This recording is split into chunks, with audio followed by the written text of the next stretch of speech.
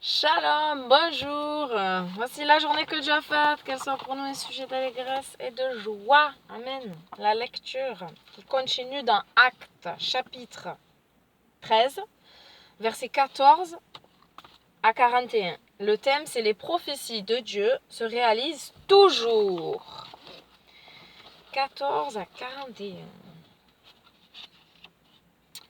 Alors, 14.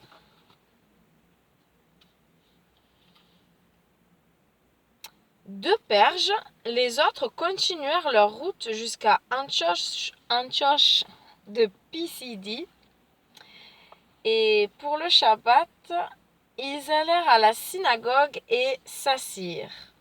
Après la lecture de la Torah et des prophètes, les responsables de la synagogue leur fit dire : « Frères, si vous avez quelques paroles d'exhortation pour le peuple, parlez. » Shaoul alors se leva, fit signe de la main et dit : « Compatriotes israélites, et vous qui craignez Dieu, écoutez-moi. Le Dieu de ce peuple d'Israël a choisi nos pères. Il a fait grandir le peuple pendant qu'ils vivaient en tant qu'étrangers au pays d'Égypte. Et puis, étendant sa main, il les a conduits hors de ce pays.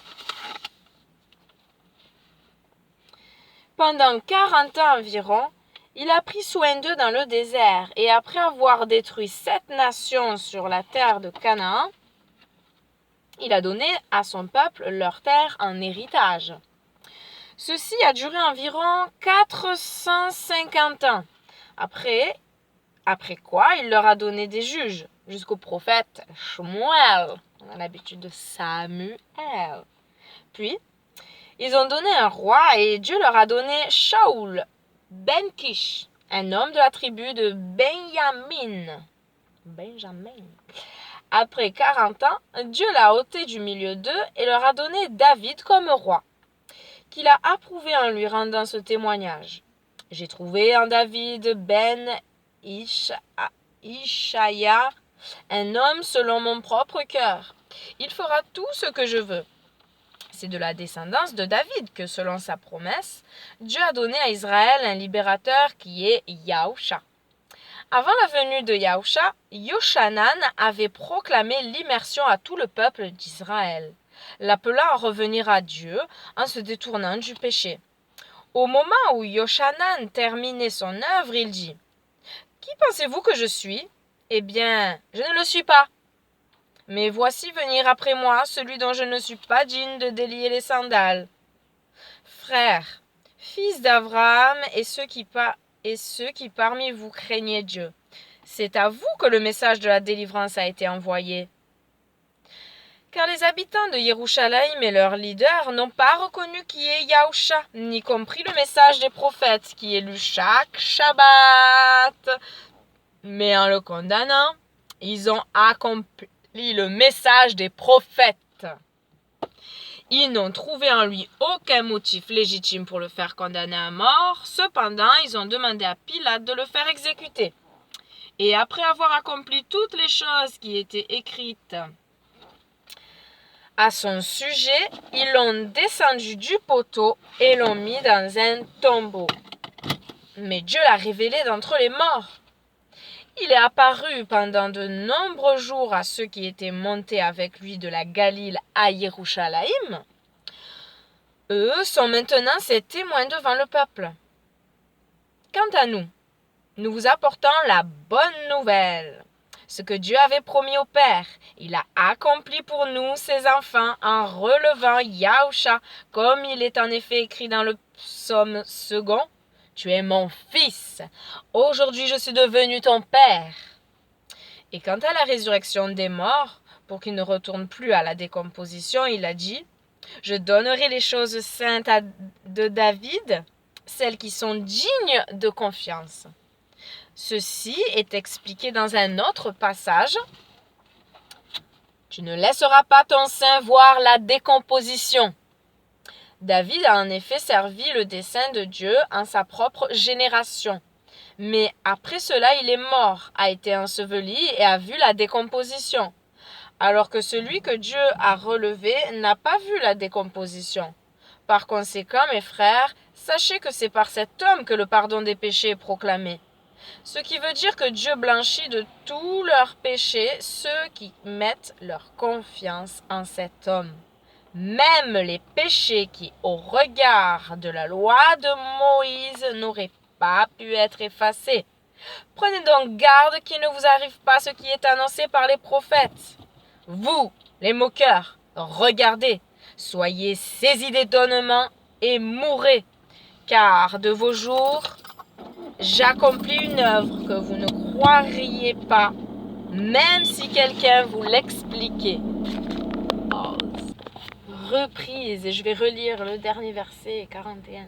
Vous, les moqueurs, regardez, soyez saisis d'étonnement et mourrez, car de vos jours, j'accomplis une œuvre que vous ne croiriez pas, même si quelqu'un vous l'expliquait. Voilà, la fin de la lecture du jour, mais pas la fin du chapitre 13. La question de méditation, c'est quelles sont les prophéties de Dieu qui s'appliquent à moi et à mes connaissances? Il y en a plein, je pense.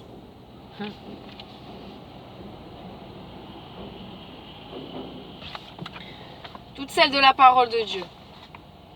Toutes celles de la parole de Dieu. À méditer les prophéties. Et à savoir que il y a des choses qui s'accompliront pour les bons, il y a des choses qui s'accompliront pour les méchants, mais que rien n'est fixé parce que aujourd'hui, tu peux être un méchant et devenir un juste, pas par tes œuvres, par la foi, la confiance en la croix. Et il te faut persévérer si tu es juste, parce que tu peux tomber et devenir méchant. Si tu choisis de suivre tes propres voies au lieu de celles du Seigneur. Toujours prier et chercher à accomplir sa volonté par son aide, par son esprit, par son souffle. Amen. Merci Seigneur pour la journée que tu nous donnes encore. Merci pour ta parole, que chacun puisse méditer ces prophéties-là qui doivent s'accomplir, Seigneur, pour nos vies et pour la vie de nos proches. Soyons des témoins, Seigneur, mais les mots qu'il faut dans notre bouche, afin de produire le bon que toi tu veux, parce qu'il y a en nous un bon trésor et un mauvais trésor, et bien sûr tu veux que nous fassions fructifier le bon trésor qui vient de toi. Tout n'est que grâce, Seigneur, encore merci. Merci pour la croix, merci pour ton souffle, ton esprit, merci pour les anges qui nous entourent, merci pour les prières que tu reçois, qui sont ramenées à toi, alléluia. Merci Seigneur pour notre corps en bonne santé, merci pour la guérison que tu as accordée aux malades, Seigneur, qui crient à toi lorsqu'un malheureux crie, l'Éternel entend et le délivre de toutes ses détresses. Merci Seigneur de parler au cœur de chacun afin que chacun avance sur le chemin étroit et resserré vers toi. Que nous puissions être libres, délivrés de tout ce qui nous bloque, empêche notre marche, notre bonne marche avec toi. Merci Seigneur, que toute la gloire te revienne, toi qui es un, toi qui es tout puissant, toi qui tiens tout entre tes mains, qui sait tout, qui nous connaît mieux que nous-mêmes. Merci. Que ton règne vienne, oui, nous aspirons après ton retour, après ton règne glorieux, parce que ici personne ne pourra régner, nous apporter la véritable paix. Garde nos yeux ouverts sur la séduction qui arrive, parce que ta parole nous apprend que l'Antichrist va régner, qu'il va séduire beaucoup de monde, il va apporter un semblant de paix, tout va bien, et que ce ne sera qu'un leurre. Seigneur, garde tes enfants, ouvre les yeux du monde encore qui ne te connaît pas. Amen. Soyez bénis, bonne journée.